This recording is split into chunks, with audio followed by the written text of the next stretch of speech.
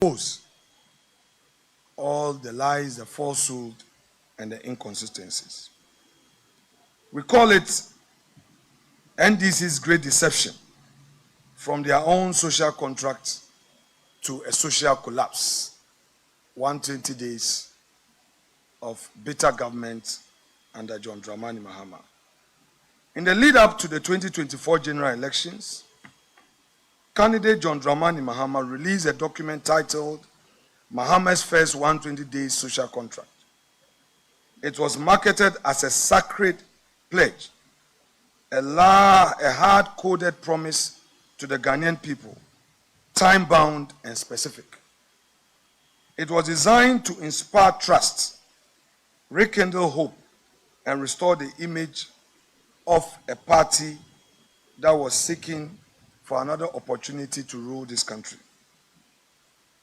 The NDC promised to scrap taxes like COVID-19 levy. They pledged to ban illegal mining, slash import duties, revive industrialization, launch mass employment programs, hold public officials accountable, increase cocoa prices. Not the least, they promised the people of Ghana a 24-hour economy under 133, one job, 3 shifts. Then on January 7, 2025, standing before the Republic, His Excellency declared, quote, "I intend to tell you the truth," end quote.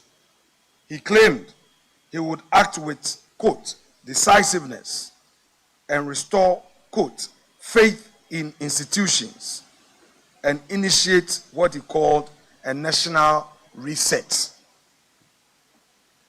But after 120 days of his presidency, the truth is brutally clear.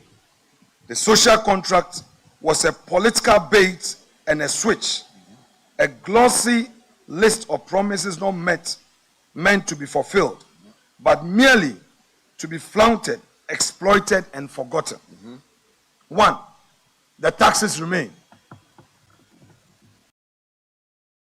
2, contractors remain unpaid. 3, illegal mining rages on, no state of emergency in sight. 4, industries continue to suffer. 5, unreliable power supply, what I call Doomsday Pro Max, is unfolding. Further, the job creation pledges have turned into press releases without action. The cocoa prices, the farmers who were promised that 3,000 per bag of cocoa was going to increase to 6,000 per bag, have also been disappointed. And the slight stability of the cedi, now claimed as the Mahama miracle, is nothing more than a byproduct of a weakening US dollar on the global stage. This, fellow Ghanaians, is not a matter of political disagreement. It is a matter of deliberate national deception. And as you are well aware, this is not just a speech. It is a call to remembrance and resistance. It is a forensic audit of the presidency that campaigned with the urgency of a reformer, but now governs with the indifference of a ruler long exhausted by ideas. I dare say that the lame dark days of President John Dramani Mahama has already started.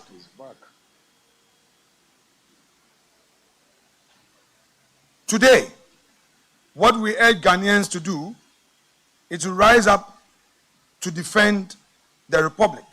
And above all, what is happening today is a clear warning.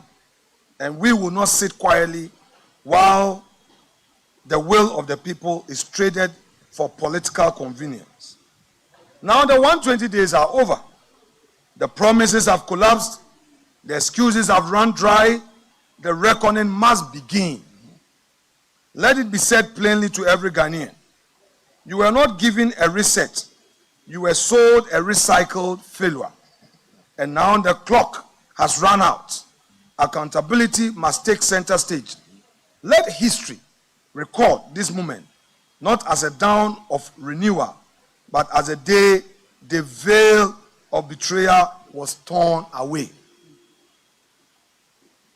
Now, let me give you the details.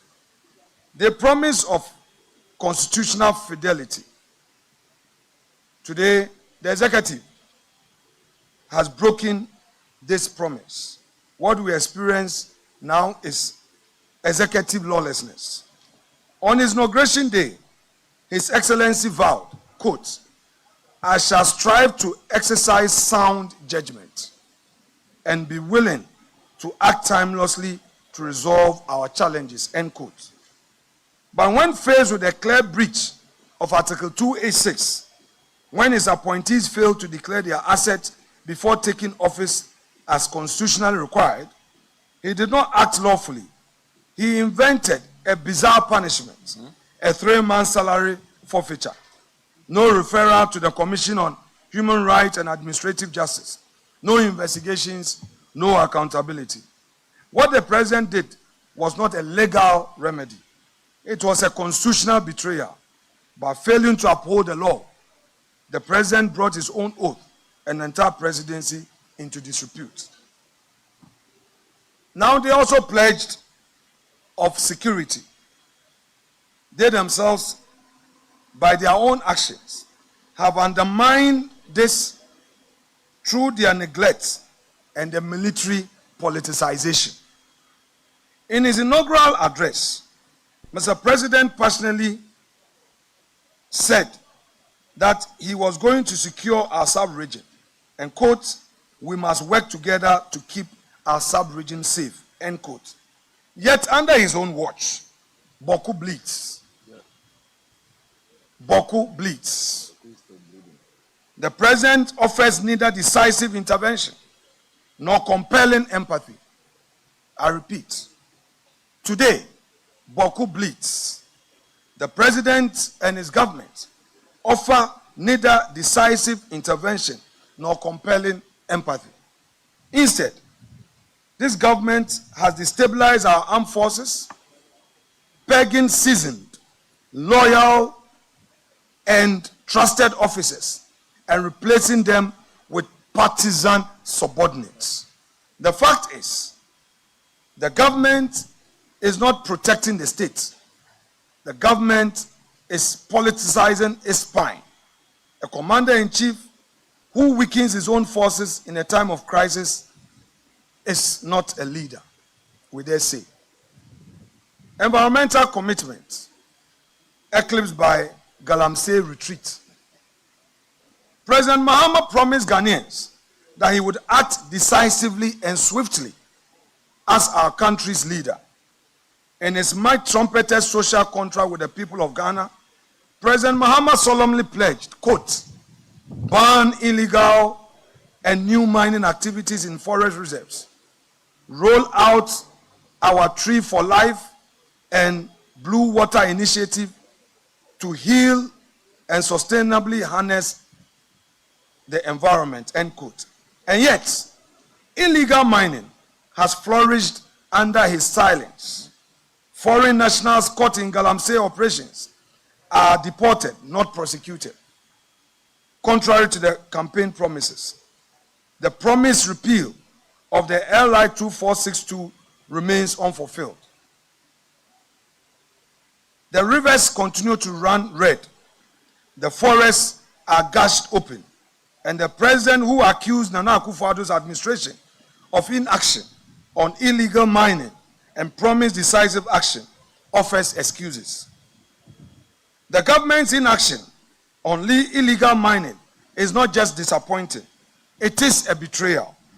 While in opposition, the NDC loudly declared that if elected, they would impose a state of emergency to confront Galamsey head-on. But 120 days into the government, not only have they failed to do so, that they have completely abandoned the agency they once preached. Illegal mining continues to devastate our rivers, poison our land, and displace entire communities. The promised state of emergency has vanished, replaced by silence and inaction, while the sector minister sheds crocodile tears on national television over the sorry state of our rivers, forests, and farmland. This is not leadership. This is not leadership. It is cowardice dressed in empty campaign rhetoric. It therefore came without a surprise to the people of Ghana when recently, on May Day, organized labor, speaking through its Secretary General, boldly condemned the extent to which Galamsey is destroying our environment. And to quote organized labor, Galamsey has worsened within the few months that the NDC assumed office. So all the 8 years that they said the MPP was unsuccessful in dealing with the Galamsey issue, today, organized labor is boldly telling us and saying it to the face of the NDC administration that within this short period of governance, the situation has worsened.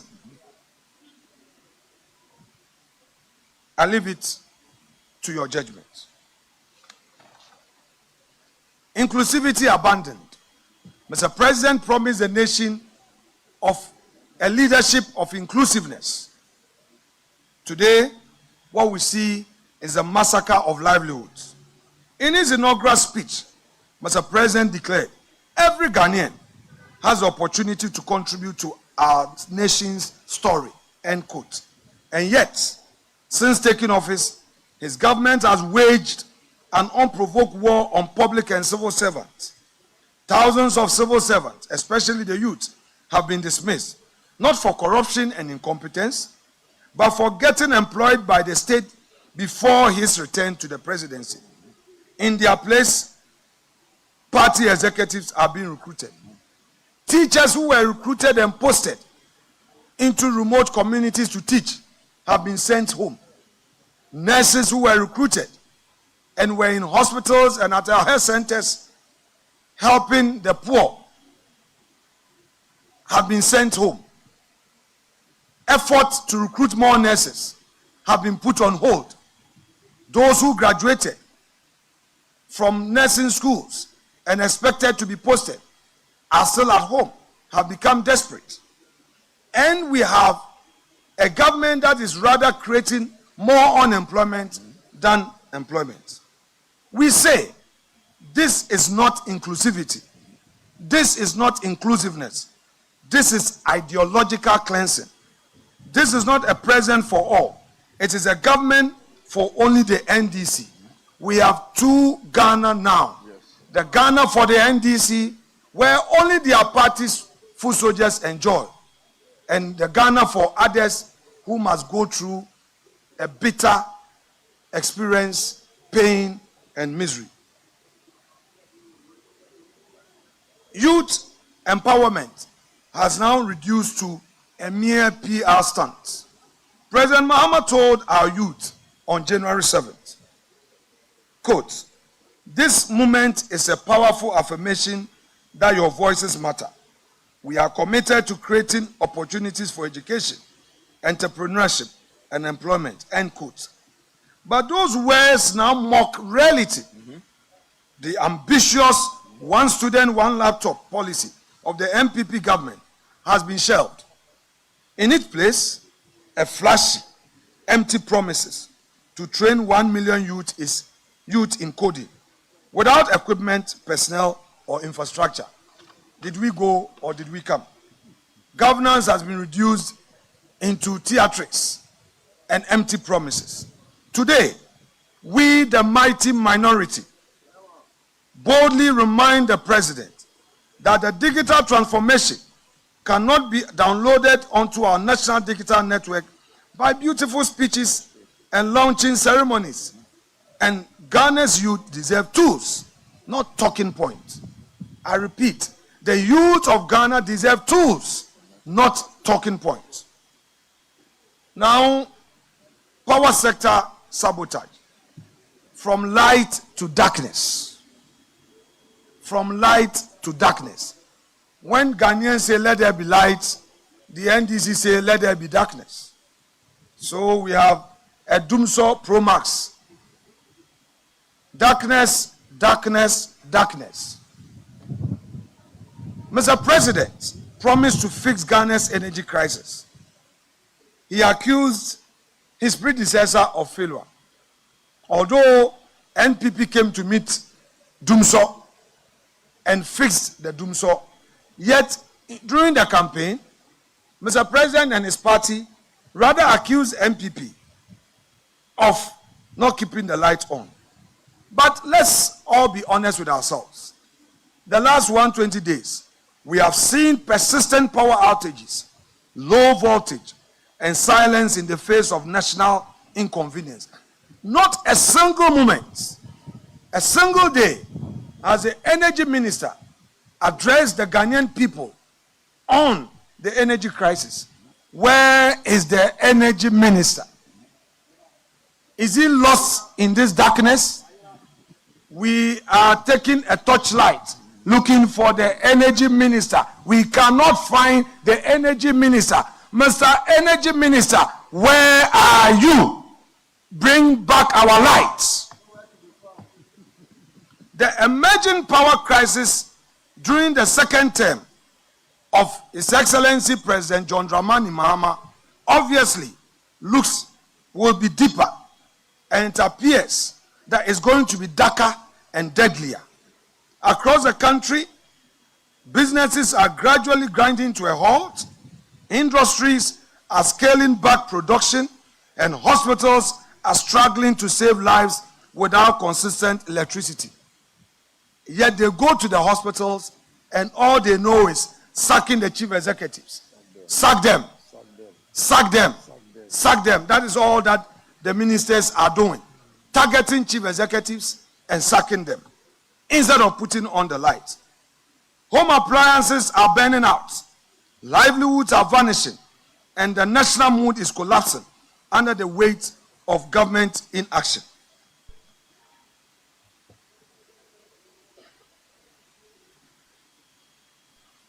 What we are seeing today is not intermittent disruption. It is a national emergency. And yet, the Mahama administration continues to offer excuses instead of solutions. Instead of resolving the problems, he recites blames like a broken record. Ghanaians deserve lights, not lectures. Leadership is action, not endless lamentation and blame game. Mr. President, NDC government, bring back our lights. You were not elected to lament. You were elected to do the work and fix the lights and fix the problem. You promised in your sonar that you were going to fix the problems. You are not fixing the problems. Fix the problems. Now, assault on the judiciary, the rule of law under siege. His Excellency promised, quote, reset the faith in leaders and institutions, end quote. I repeat, His Excellency promised reset of faith in leaders and institutions. But what do we see? He has instead launched a chilling offensive against the judicial independence, attempting to hound the Chief Justice out of office under contrived pretexts while pushing through a 7 hand-picked appointment to the Supreme Court. It has never happened in our democracy where the president makes a direct appointment and more or less coerces the Judicial Council to swiftly, whether they like it or not, approve of same. The practice has always been that nominations are made by various stakeholders. The Ghana Bar has an input. The Office of the Chief Justice has an input. The Judicial Council itself has an input. The government, the president acting through the Attorney General makes an input. And all these names are deliberated upon, discussed in detail, and a recommendation ferried to the president for further action. May I refer the government to the matter of Ghana Bar Association versus Attorney General, where Thaddeus Sori, the lead counsel for Ghana Bar, made strong arguments on this matter. It was a situation where the Judicial Council had made some recommendations in a certain order of merit for the president to exercise the discretion of appointment. And even so, the Ghana Bar questioned the exercise of discretion and argued, among others, that since there was an order of merit upon which the recommendation was mounted, the president couldn't have chosen from the bottom, because we have my Lord Mafosau, we had Professor Henrietta Mensah Bonsu, followed by my Lord Yawapao, and then lastly Mr. Scott Puaman, as he then was.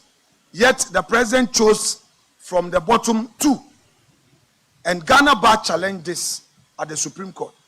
The Supreme Court ruled that, well, that recommendation was an advice, and to the extent that all of those four individuals were recommended to the president could choose from the bottom. The president could choose anybody and was not bound by the order of merit. So clearly, a procedure, a practice as to how a justice of the Supreme Court is appointed is known. So why would the president write a letter that he's made appointment and urges that upon the Judicial Council to, at all costs, approve of same? This is very rich.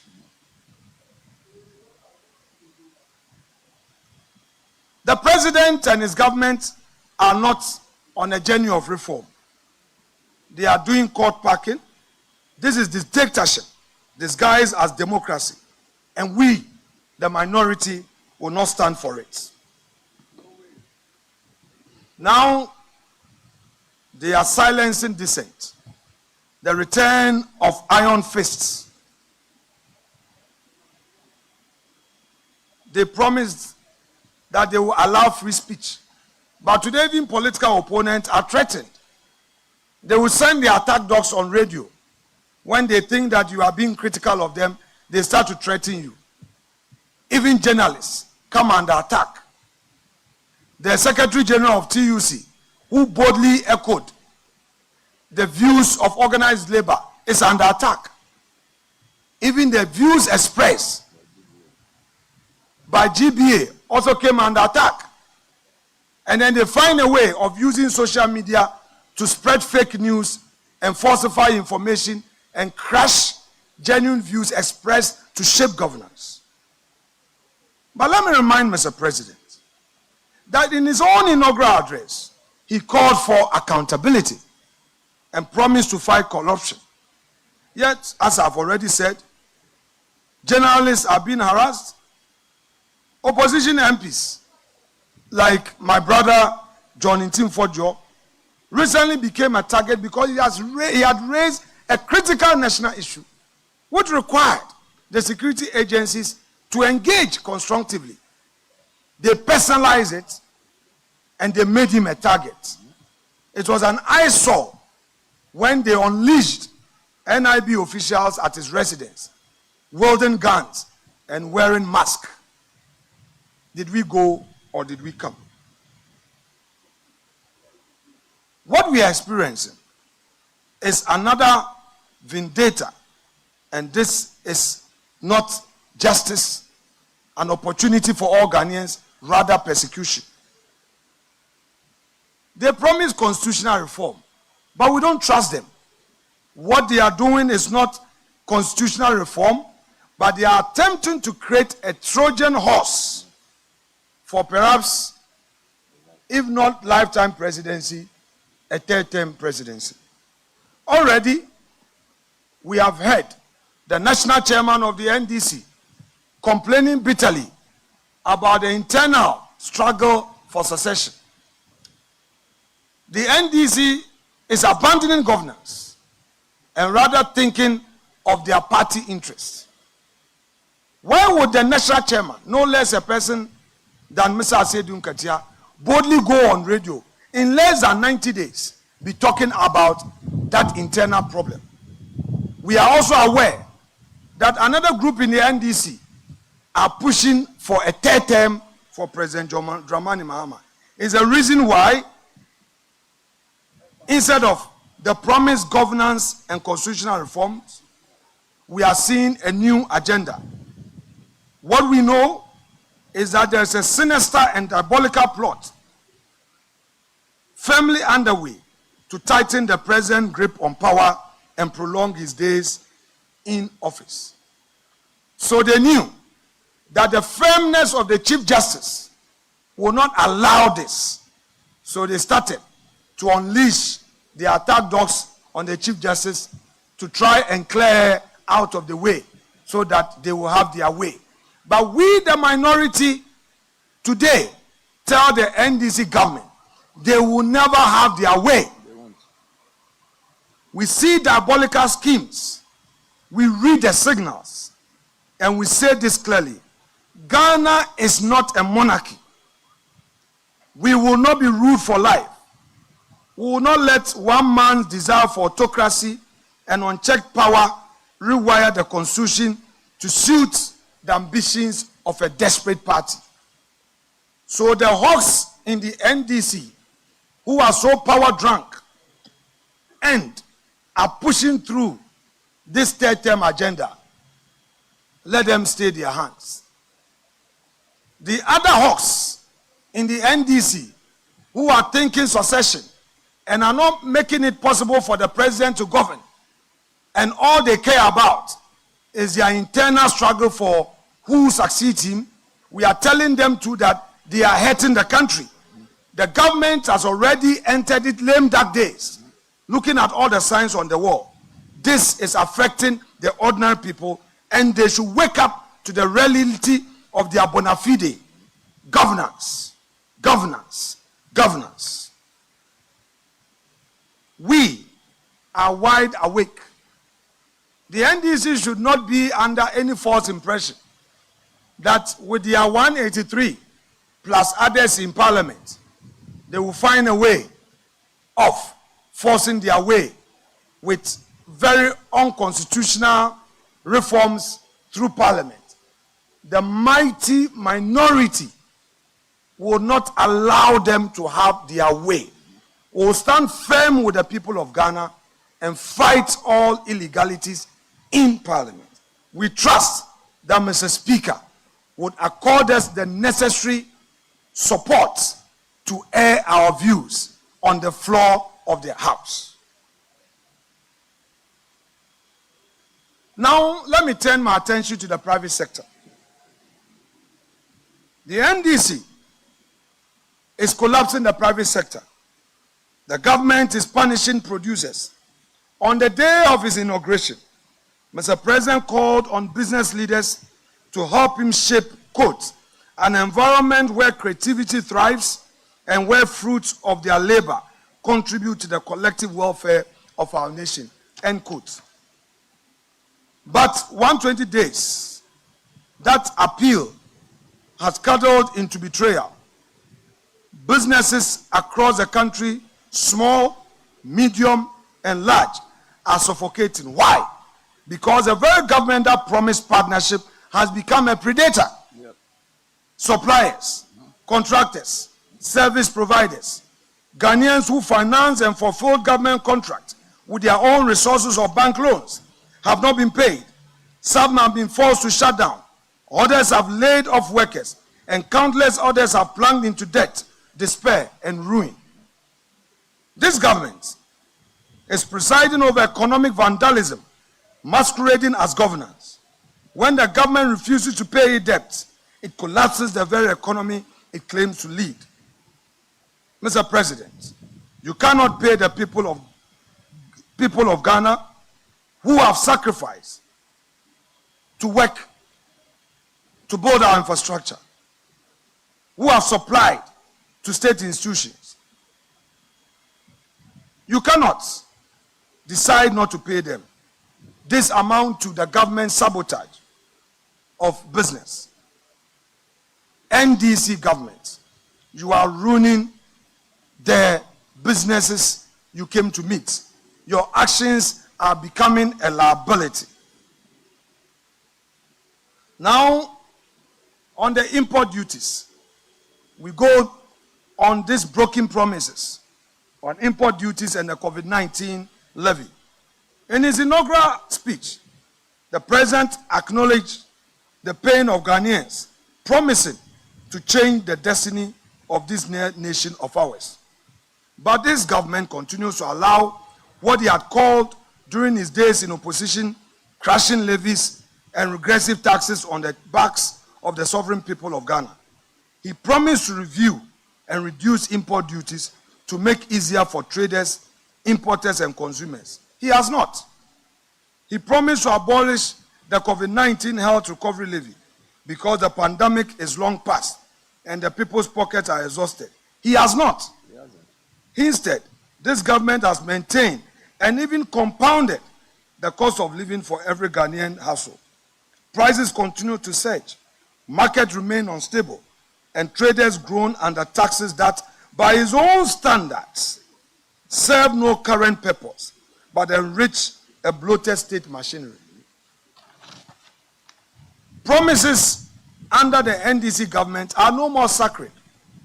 They are just tools for winning elections and excuses for not governing. Betrayal of industrialization, killing jobs, killing hope. The president pledged in January to implement a 24-hour economy to stimulate, quote, to stimulate local industries and attract investment, end quote. But instead of building upon the 1D1F initiative, a bold, pragmatic program that used tax incentives to ignite industrialization across Ghana, the government of President Mahama has shelved it. The government has discarded it, abandoned it, and killed it. Factories that were planned under the previous administration now sit idle. Investment plans have stalled. Thousands of potential jobs have vanished before they could materialize. The message to investors in our economy is loud and clear. You are not safe here anymore. Mr. President, your reset is not a lifeline for the economy. It is suffocating lockdown on production. You are not creating jobs. You are killing them. Now it is rich to hear the president tell us in Sona that the flagship project, the flagship program, 24-hour economy, also known as 133, one job, three shifts, would find space in the 2025 budget. That is what the president told us. That Dr. Forson, his finance minister, will pronounce on the 24-hour economy. But what did we hear? Another matricle. When Dr. Atu Forson appeared before the House with a budget statement, no mention was made of the 24-hour economy, their own famous flagship program. What Dr. Forson promised us was that, oh, the 24-hour economy is being considered. And yesterday, as typical of them, they have inaugurated another committee. They said there's another committee responsible for enacting the 24-hour economy. Hey, President Mahama. Hey, President Mahama. Hey, President Mahama.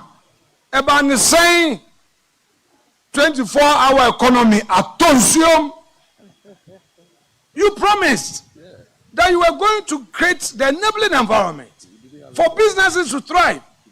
This should find space in your first year budget. If you really mean business, in your first year budget, that should feature. The government has failed us. Government of lamentation, government of talk and less action. What did they say to the women? The women banking. They went to the market. They said that there will be women banking.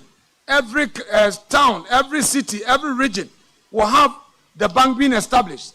During the vetting, when we asked them, they said they were going to put the necessary support systems in place to get the licenses for this new bank.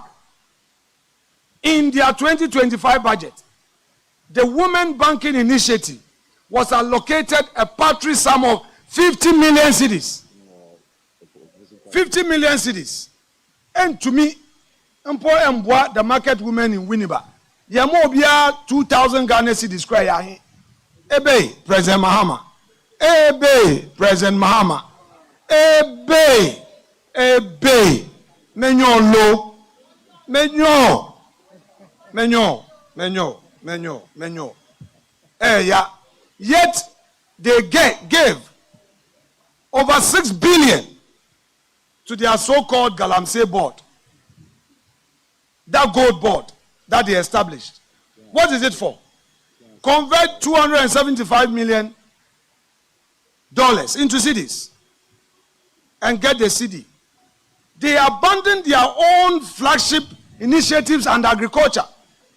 Agriculture in the budget, they only allocated a paltry sum of 1.5 billion cedis. Even if you break the 1.5 billion cedis down, 950 million alone is for compensation. So the Erikopoku, the agric minister, sitting at the ministry, is a redundant minister. I don't know the work that the agric minister is doing at the ministry, because there's no budget for his ministry. How are they going to implement the Nkukon Kitinkiti? And then they loaded a lot of money under that so-called big push, which we are going to scrutinize. They did nothing for agriculture. They did nothing for the women banking. Yet they are promoting Galamsey. How do you say that you are establishing a gold board that is going to buy equipment for small-scale miners? How? It is a requirement. Go and read the Minerals Commission Act. If you want to go into mining, one of the requirements is to show your financial capability. You must show that you have the means to go into mining. So if a government tells you that it's going to buy equipment for miners, you should take it with a pinch of salt. What they are telling us indirectly is that their party boys involved in Galamsey are going to get equipment. And they say they are going to give them soft loans. Really? Government going to give loans for mining? They should tell us plainly that they are rather buying equipment, giving them money to promote Galamsey. And that is what we see. Now, they themselves are undertaking some false praise and making some claims. They claim that the cedi is strong because of the government's effort. I am a businessman. I will be happy any day if our local currency is strong, because that would help grow the business of Ghanaians, including me, who is a private sector player. But that is not the case. In this government administration, we know, all they know is deceit. They are claiming credit for what they have not achieved.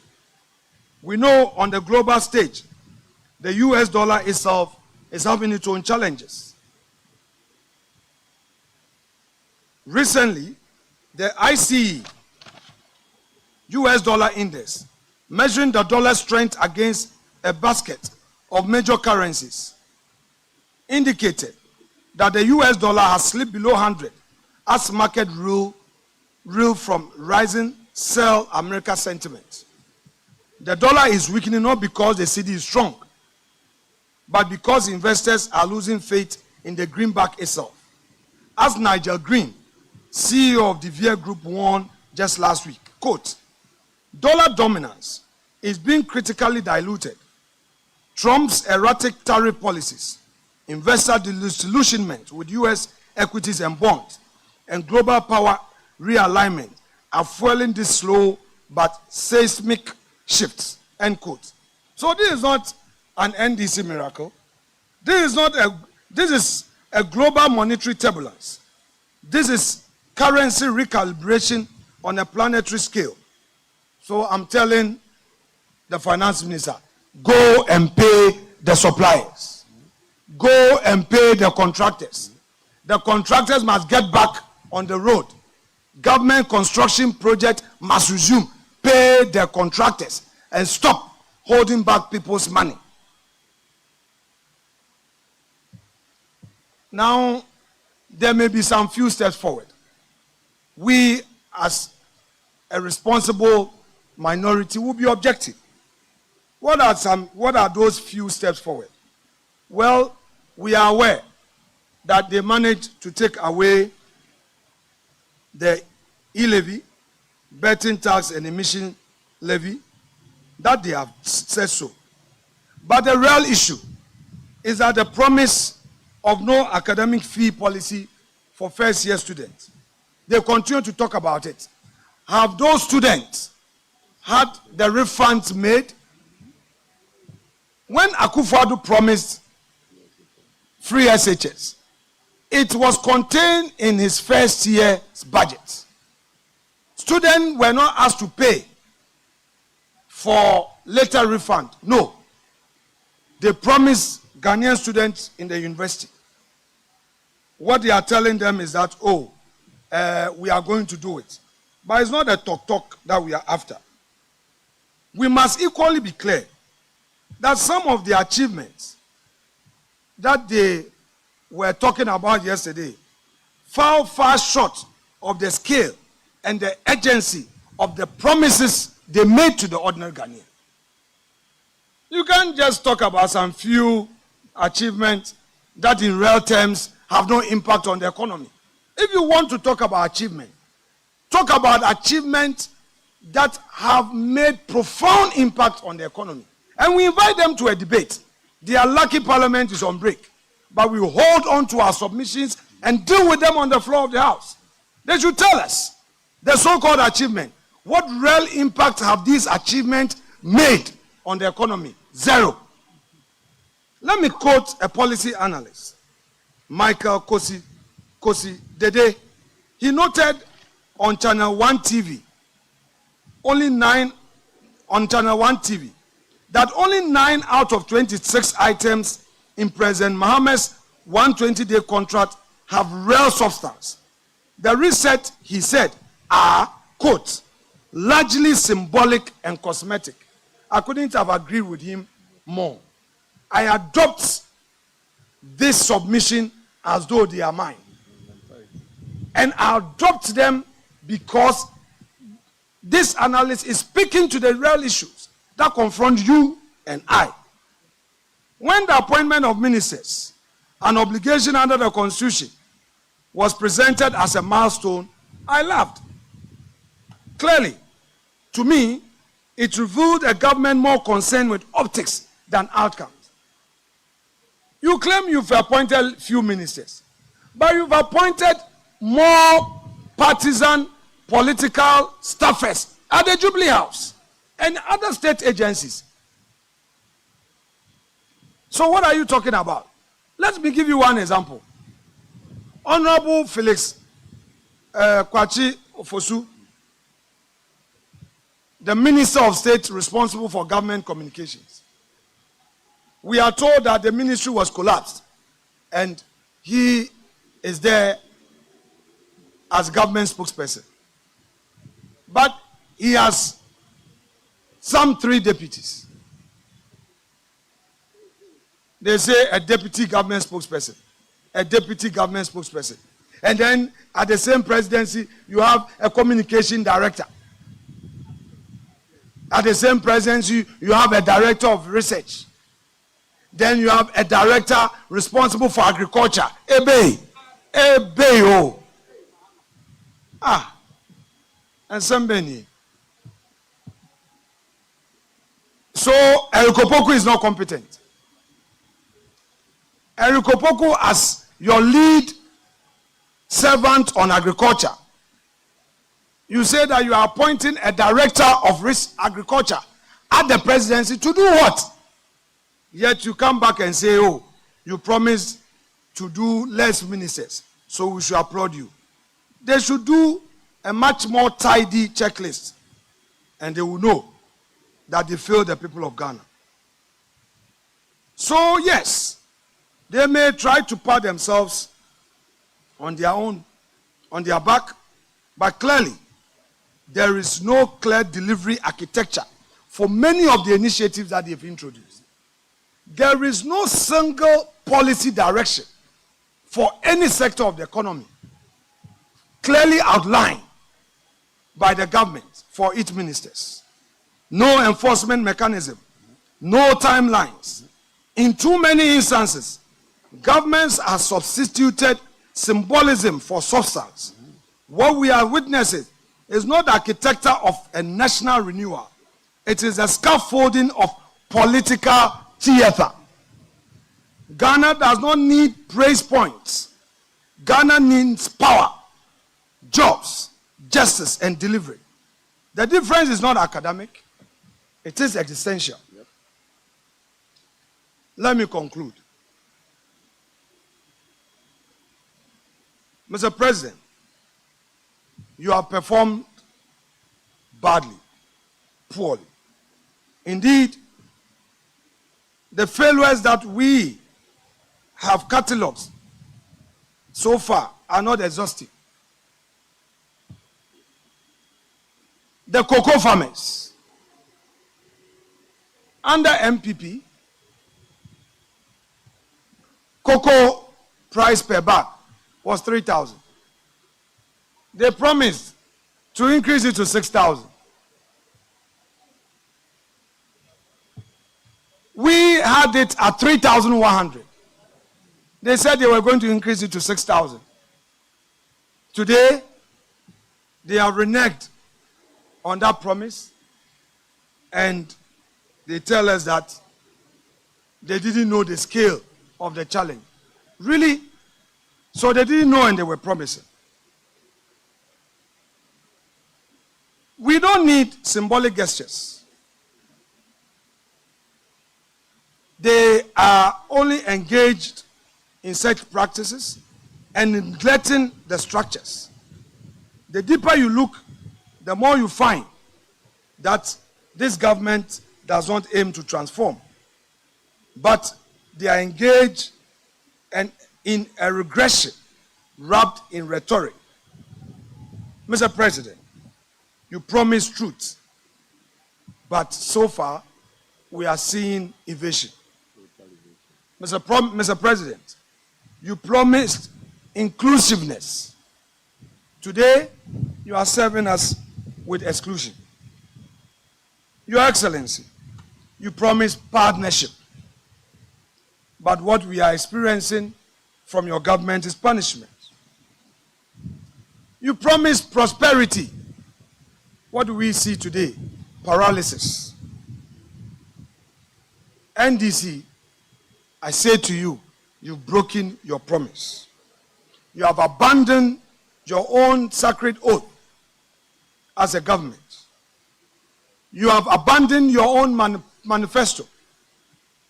You've trampled upon the hopes of the nation in search of a meaningful continuity.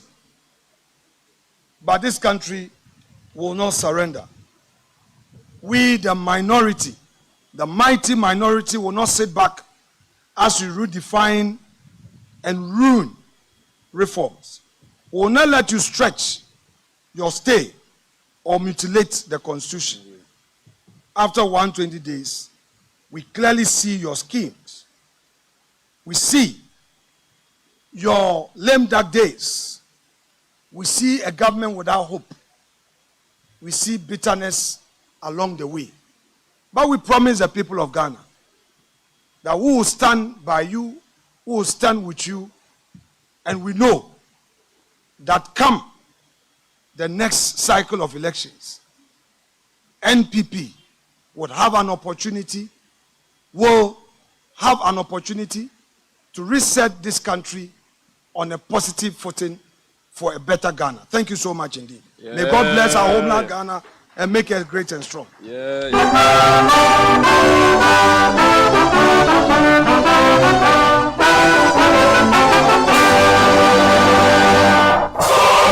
Thank you, DJ. Hey,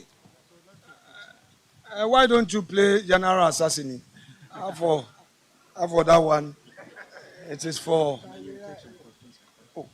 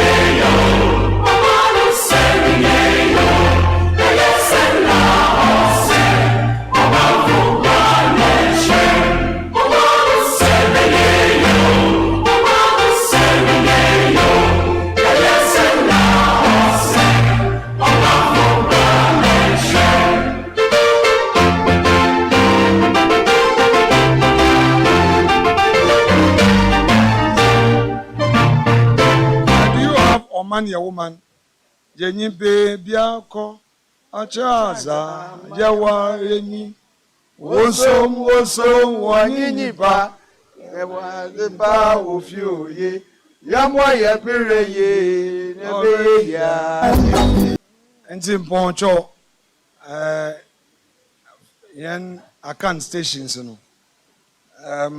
Ariabri, Anope, Ayan. Edom kuma ya wo parliament yanyi yan party mpanyinfo